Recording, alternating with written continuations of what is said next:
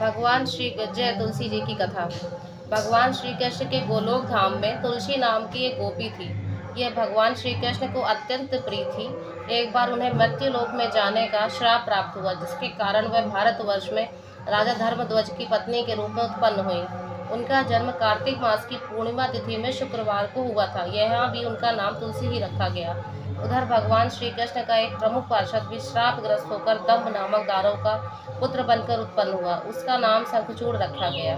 वयस्क होने पर तुलसी और शंखचूड़ दोनों ही भगवान श्री कृष्ण के परम भक्त हुए। इस शंखचूड़ का विवाह तुलसी के साथ हुआ और फिर वह दोनों दाम्पत्य जीवन व्यतीत करने लगे। तुलसी के पतिव्रत धर्म के प्रभाव से शंखचूड़ अजय हो गया और उसको हरा पाना असंभव हो गया। तब शंखचूड़ ने धीरे धीरे युद्ध में विजय प्राप्त कर सभी लोगों पर अपना राज्य स्थापित कर लिया। उधर देवता लोग भी पराजित अपने अधिकारों से वंचित हो गए। तब सभी देवता लोग परमपिता ब्रह्मा और भगवान शंकर के साथ भगवान विष्णु की शरण में पहुंचे। तब भगवान विष्णु ने कहा कि तुलसी और शंखचूड़ दोनों ही पूर्व जन्म में श्रापग्रस्त हुए थे। अब उन दोनों की ही मुक्ति का समय आ गया है। अतः अब वह दोनों मुक्ति प्राप्त करके मेरे गोलोक धाम को जाएंगे। शंखचूड़ तुलसी के व्रत के प्रभाव से अजय हुआ है, अतः मैं तुलसी के व्रत को खंडित कर दूंगा। तब शंखचूड़ का पराजित कर पाना असंभव हो जाएगा।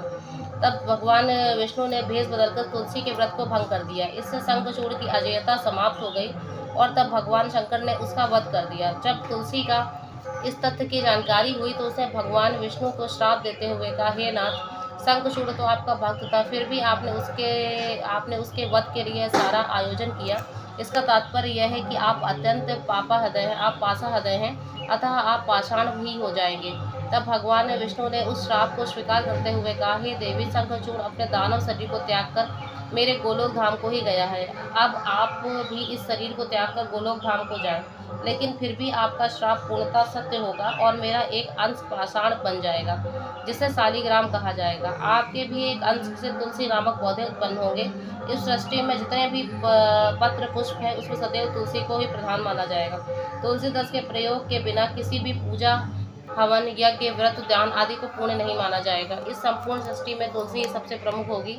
इस प्रकार से भगवान विष्णु का ही एक अंश शालिग्राम बनकर प्रकट हुआ। तुलसी का ही एक अंश तुलसी के पौधे के रूप में धरती पर उत्पन्न हुआ। हमारे भारत देश के विभिन्न स्थानों पर कार्तिक मास की शुक्ल पक्ष की द्वादशी तिथि को भगवान शालिग्राम माता तुलसी के विवाह का आयोजन किया जाता है।